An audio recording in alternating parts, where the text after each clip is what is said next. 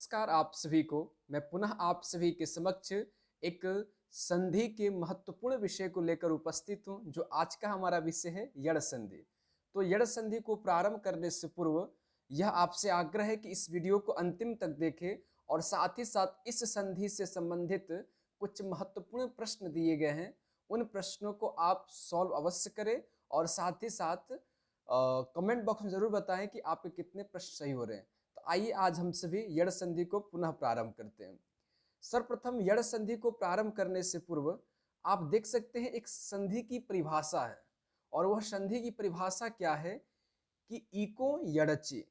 अब हम जानेंगे कि यह इको यड़चि क्या है।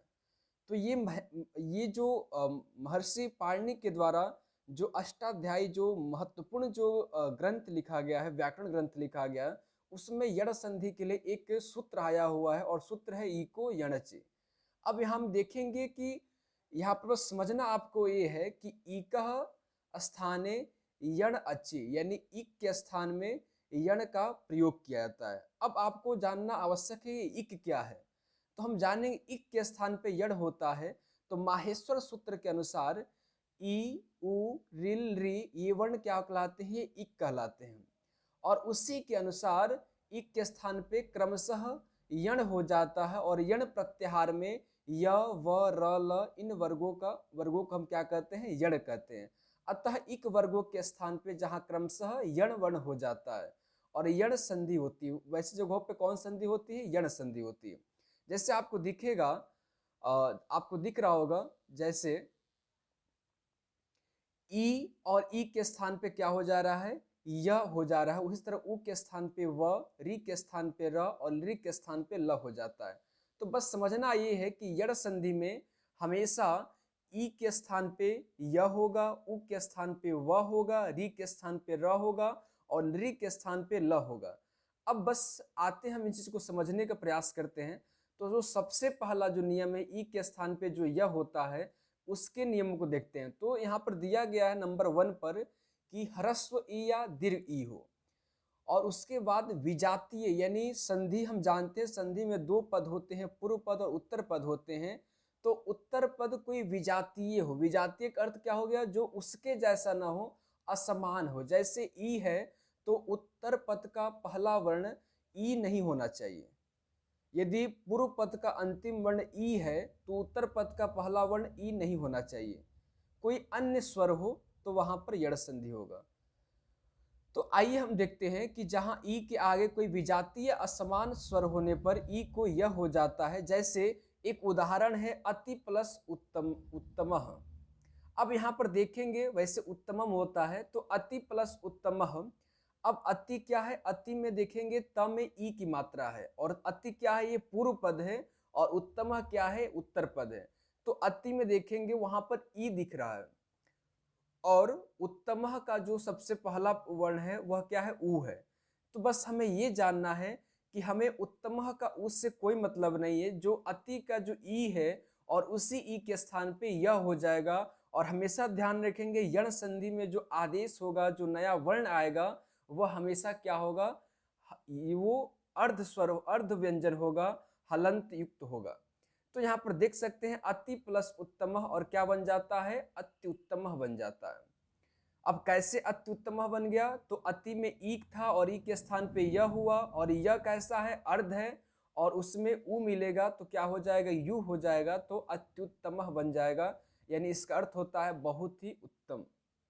वैसे ही देखेंगे इति प्लस अत्र है, और ये भी क्या होगा, वैसे ही बनेगा, इत्यत्र बन जाएगा। ई के स्थान पे यह हो गया, और यह में जाकर अ मिल गया तो पूरा यह बन गया, और त्र को वैसे ही लिख देंगे तो क्या हो जाएगा, इत्यत्र हो जाएगा।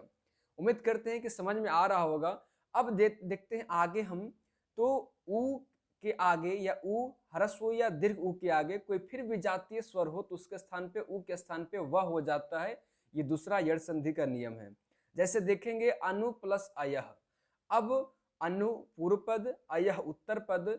तो अनु का जो न में उ है और उसी उ के स्थान पे यड़ संधि में वह आता है, क्योंकि हमने नियम पढ़ा था कि ई के स्थान पे य, उ के स्थान पे व, री के स्थान पे र और ली के स्थान पे ल होता है।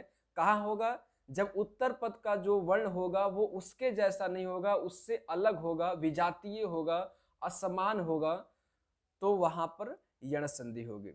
तो यहाँ पर देख सकते हैं सारे नियम यहाँ पर लागू हो रहे हैं, इसलिए यहाँ पर यण संधि है।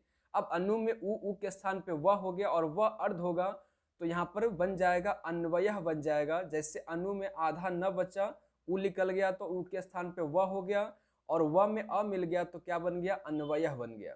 वैसे ही सु प्लस आगतम, यहाँ पर थोड़ा सा टाइपिंग एरर हुआ है, तो आप समझ सकते हैं सु प्लस आगतम और क्या बनता है, स्वागतम बनता है। कैसे स्वागतम बन गया, तो सु में उ था, उ के स्थान पे वह हुआ, और वह में जाकर आ मिला तो वाह हो गया, तो स्वागतम बन गया। वैसे ही तो इस तरीके से हमने देखा यण संधि के दो नियमों को देखा। अब आते हैं री के स्थान पे क्या हो जाता है, री के आगे कोई विजातीय स्वर आने पर री के स्थान पे र हो जाता है। कहाँ पर, तो हम यण संधि पढ़े और यण संधि में ही ऐसा होता है। कैसे, तो यहाँ पर देखेंगे एक उदाहरण, पितृ प्लस आज्ञा। अब आप देख सकते हैं कि पितृ प्लस आज्ञा है, तो पितृ जो है पूर्व और आज्ञा उत्तर पद, तो पूर्व पद का अंतिम वर्ण क्या है, त में री छिपा हुआ है, तो उसी री के स्थान पर यण संधि में र हो जाता है। कब र होगा, जब उत्तर पद का जो सबसे पहला वर्ण होगा आज्ञा का आ, तो ये क्या है, री और आ एक जैसे नहीं है, अलग है, तभी यण संधि होगी। यदि एक समान हो जाएंगे तो यहाँ पर संधि परिवर्तन हो जाएगी, फिर यहाँ पर सवर्ण दीर्घ संधि हो जाएगी। तो हमें बस ध्यान रखना है कि संधि वहीं पर होगी जहां पूर्व पद का जो अंतिम वर्ण हो और उत्तर पद का जो पहला वर्ण हो वो उससे मैच ना करे, उससे अलग हो, उससे डिफरेंट हो। तो वैसे जगहों पर क्या होता है, वैसे जगहों पर यण संधि का प्रयोग किया जाता है। तो पितृ प्लस आज्ञा क्या बन जाएगा, पित्राज्ञा बन जाएगा। री के स्थान पर र हो गया, और त और र मिलकर क्या बनता है, त्र बनता है, तो उसी हिसाब से पित्राज्ञा बन गया। उम्मीद करते समझ में आया होगा। वैसे एक और है धातृ प्लस अंशः, और अंशः में तालाब विषय होगा, इसको आप सही कर लेंगे। तो धातृ प्लस अंशः और बनता है धात्रंशः बनता है। अब जानना आपको ये है कि धातृ प्लस अंशः है, यहाँ भी धातृ में री है और री के स्थान पे र हुआ, और उधर क्या है अंशः जो है तो क्या हो गया, धात्रंशः बन गया। अब आपको जानना है कि त और र मिलकर क्या बनता है, त्र बनता है, तो वैसे धात्रंशः बन गया। अब आते हम सभी अंतिम नियम को यण संधि के। यहाँ भी वही नियम है कि लृ के आगे कोई विजातीय या असमान स्वर हो, उसके जैसा न हो, उसकी बिरादरी का न हो, तो उसके स्थान पे लृ के स्थान पे ल हो जाता है। जैसे लृ प्लस आकृति। अब देख सकते हैं कि पूर्व पद का अंतिम वर्ण क्या है, पूर्व पद का अंतिम वर्ण क्या है, तो लृ है, और लृ के बाद उत्तर पद का आ है, तो यानी लृ और आ क्या है, ये असमान है, विजातीय है, तो यहाँ पर यण संधि होगी। तो यण संधि में लृ के स्थान पे ल हो जाता है, तो लृ प्लस आकृति और क्या बन जाता है, लाकृति बन जाता है। उम्मीद करते हैं कि ये सारे नियम आपको समझ में आए होंगे अच्छे से। अब आते हम सभी कुछ इसी संधि से संबंधित कुछ महत्वपूर्ण प्रश्न दिए गए हैं, उन प्रश्नों को आप जरूर करेंगे। जैसे इति प्लस आदि, इति प्लस अलम, यदि प्लस अपि, प्रति प्लस एकम, अनु प्लस एषणम, ऐसे कुछ महत्वपूर्ण प्रश्न दिए गए हैं, और उन प्रश्नों का उत्तर भी आपको सामने दिख रहा होगा। तो आप क्या करेंगे, वीडियो को वहीं पर रोककर उन प्रश्नों को जरूर सॉल्व करें, और कमेंट बॉक्स में जरूर बताएं कि आपके कितने प्रश्न सही हो रहे हैं। तो इस तरीके से हमने यण संधि को कम समय में अच्छे समझने का प्रयास किया। आई होप कि आपको समझ में आया होगा। तो बस संधि में समझना, यण में संधि में यही है कि यण संधि में ई के स्थान पे य, उ के स्थान पे व, री के स्थान पे र और लृ के स्थान पे ल होता है। कब होगा, जब उत्तर पद का पहला वर्ण विजातीय होगा, उसके जैसा नहीं होगा, उससे अलग होगा, उससे भिन्न होगा, वैसे जगहों पर ही क्या होती है, यण संधि होती है। तो उम्मीद करते हैं यण संधि आपको क्लियर होगा। तो फिर मिलते हैं आपसे एक नए वीडियो के साथ। यदि वीडियो अच्छा लगे तो वीडियो को लाइक करें, और ऐसे ही महत्वपूर्ण वीडियो को देखने के लिए, संस्कृत के कल्याण के लिए चैनल को सब्सक्राइब करें, और साथ ही साथ अन्य तक ये वीडियो जरूर पहुंचाएं। तो पुनः आपसे मिलते हैं, तब तक के लिए हरि ओम, नमो नमः, धन्यवाद।